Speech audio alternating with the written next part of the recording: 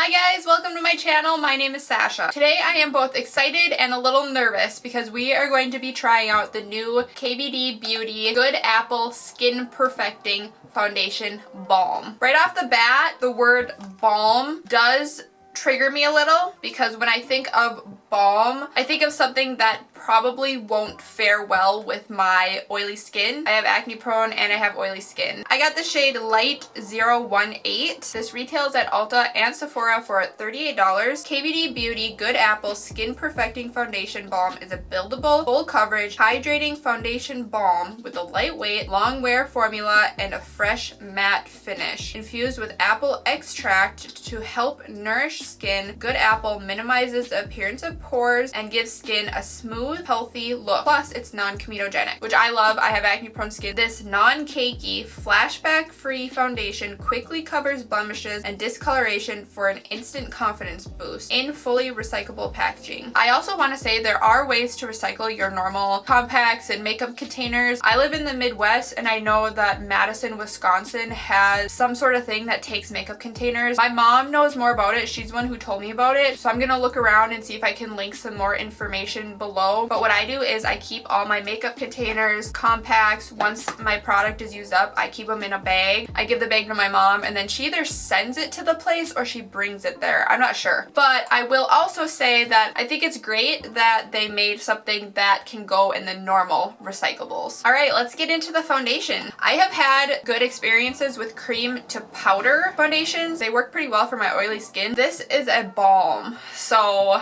I don't think I've ever used anything like this. I'm gonna feel it's like softer than I thought it would be. I'm gonna be applying with my damp beauty sponge, so I'm just gonna softly pick some up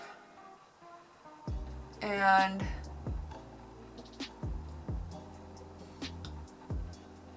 I am also going to be wearing a mask today, not for hours on end, but that will be included in the wear test. We're gonna wear this for 10 hours. Okay, so right away I'm seeing the coverage is good. I would say this is definitely full coverage. This shade might be a tad dark for me right now, but that's okay because spring and summer is coming up. So I am going in with my sponge like this and just being very, very light-handed with this. The balm aspect and the fact that I have oily skin is making me believe that I want to use as little as possible of this product. It's blending out really nice. Okay, so I would say I have a full layer on, but it's a really light layer. I was very gentle-handed. And as you can see, we have great coverage. If I would have been just a tad more heavy-handed, we would have gotten completely covered easily. I am just gonna build it up a little bit right here. Very light-handed, so I'm just gonna grab a tad bit more and build it up. Builds nicely, but it doesn't feel like ultra light on my skin. It's light-ish on my skin, but like I feel makeup-y right now. Like I've definitely used foundations that feel lighter and just look lighter. I just did a review of the Essence Pretty Natural Hydrating Foundation and that just like felt so good on my skin. I don't know if it's the hyaluronic acid and the aloe vera that they have in there or what, but looked natural on my skin. Like it was just a really great formula and that was only $7. So this is a $38 foundation balm. I'm getting makeup-y vibes from it so far. On the other hand, the coverage is great. I'm not mad at the finish. Like the finish is fine for me. I don't know if it's a super matte finish. I feel like it's more of a natural finish, but the claim of it being like super lightweight, I don't know about that. I think in the spirit of trying to give this the best shot I can because this is a balm and I have oily skin, I'm not going to try to build this up anymore. I will reiterate, this is a light layer. I did not use a lot of this on my face. The coverage is great. I'm actually gonna go in my T-zone with my unused part of my sponge and just kind of dab around and maybe pick up any excess. The middle of my face is where makeup breaks up the fastest, so I want as little as possible in those areas. Here's what it looks like after I dug into it. I wonder if this would melt if it were in heat.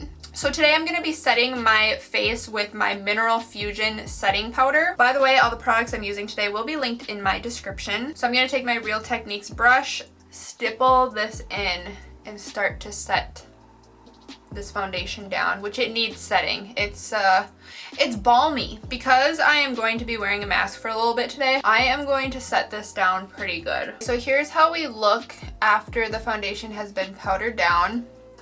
I think it looks pretty good. It doesn't feel super tacky, which is good because you don't want a super tacky base if you're gonna be wearing a mask. Initial application, I'm actually pleased. I think it looks good. I definitely think it would look a little better if it were an exact shade match for me right now. Okay, I'm gonna do the rest of my makeup and then I'll be right back. All right, I'm back. We kept it pretty minimal with the makeup. We didn't do concealer, no highlight, no setting spray. The focus today is really this foundation. Here's how we look. I would say this foundation looks pretty good. To me, it doesn't look super lightweight. I mean, it feels like I'm wearing makeup. Is that a bad thing? I don't know. I mean, I am wearing makeup, but it also doesn't look bad. To me, it doesn't look like, whoa, this is great, but it looks good. The coverage was really nice. I barely used any product to get the coverage that I got. I could have probably built it up in a few more spots just to get higher coverage, but like I said, we're just trying to use as little as possible because I can tell by the consistency that if you get too much on your skin, it's not gonna be good, especially if you have an oilier skin type. So far, I would give this like a B. Like, it's pretty good, but it's not like blowing my socks off just by the initial application. Let's start the 10 hours of wear. I will see you at my next check-in. Okay, I'm back. I have only been wearing this foundation for an hour and a half so far, but I wanted to check in now because I just got done wearing my mask. I was wearing a mask for about 40 minutes, I would say. We definitely lost some foundation on my nose. The transfer wasn't as bad as I thought it would be. Also, as you can see, my oils have already started to come through pretty hardcore. Usually an hour and a half into wearing my foundation, my skin does not look this oily. And also with the oiliness, it's just making the foundation look even darker than it actually is. I'm gonna wait until we get to like the 5 or 6 hour mark and then I'll check back in. All right, we have reached the 5 hour mark. Here is how we are looking.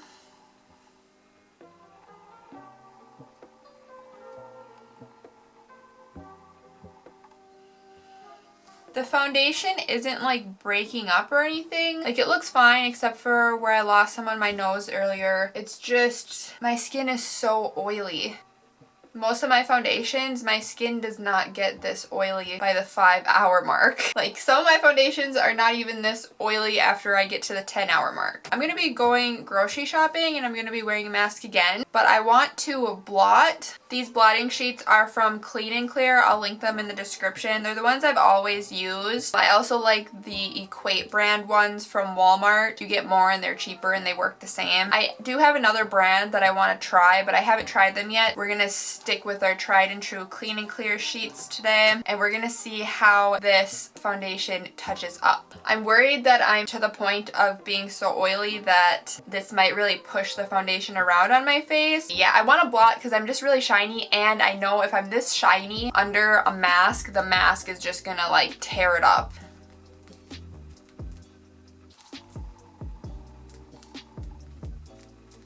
The key with blotting sheets is to push, not drag. You always just want to push, because once you start dragging and stuff, you're gonna start moving the makeup around, and yeah.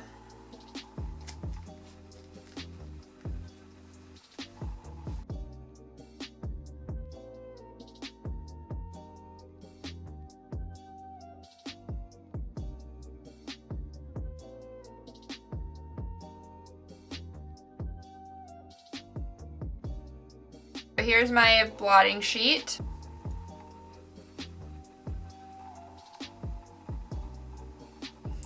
I'm actually really pleasantly surprised. It touched up really nice. I thought I was gonna lose a bunch of coverage. As you can see, barely any, if any, foundation on the sheet. The foundation just won some points with me because it touched up really nicely, actually. I pretty much look like how I started. Yeah, I guess that's where we're at now. We are pretty much back to square one. I guess I will see you after another 5 hours and we'll see what my final thoughts are. We have reached 10 hours. Here's how we look.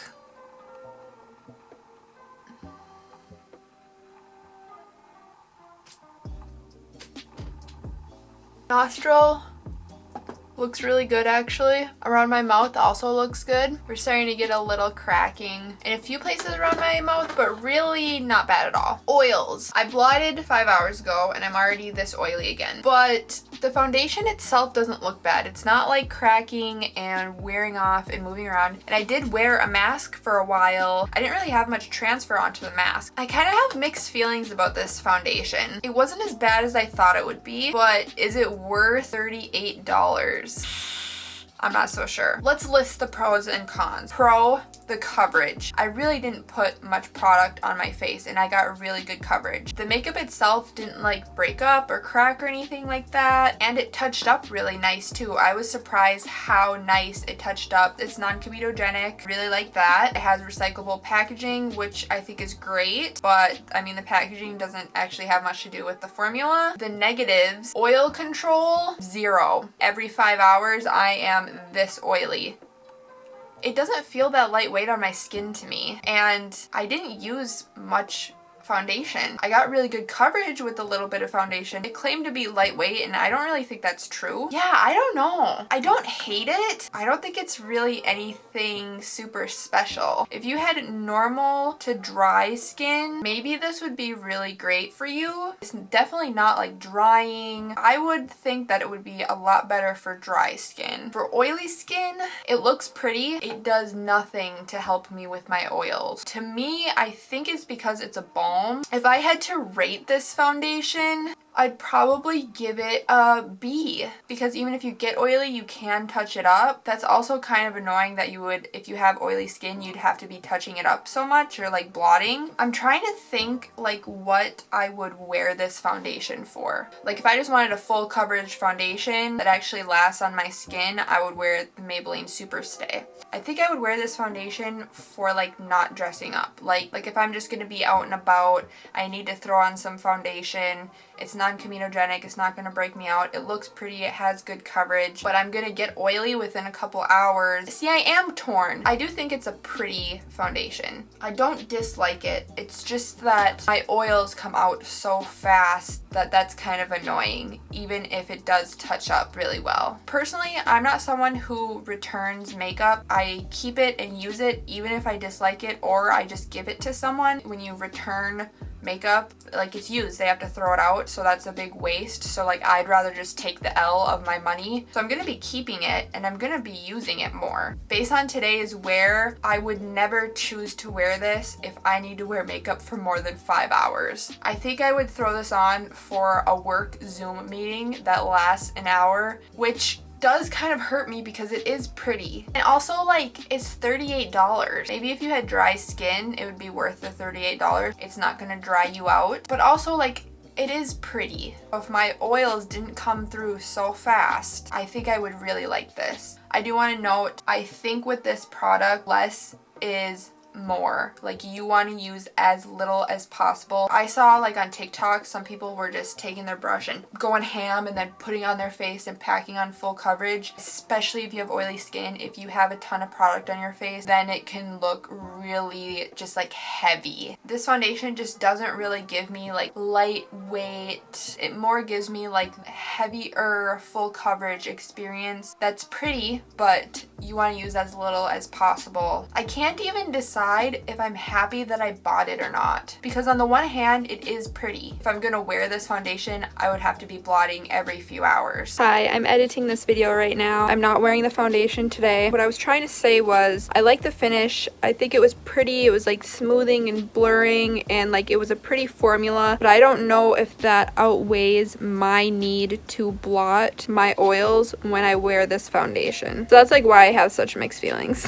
I'm the one who wore the foundation, and I'm leaving this review with more questions than I have answers. Try at your own risk of spending $38 on a foundation that you don't know how you feel about it. I'm gonna leave it at that. If I kind of work with it some more, develop a more solid opinion, I will update you at some point. Make sure you subscribe to my channel. I have a bunch more foundation wear tests, so check those out. I have a playlist of them. Ring the bell so you get a notification every time I post a video. I will see you in my next video. Peace out. Bye.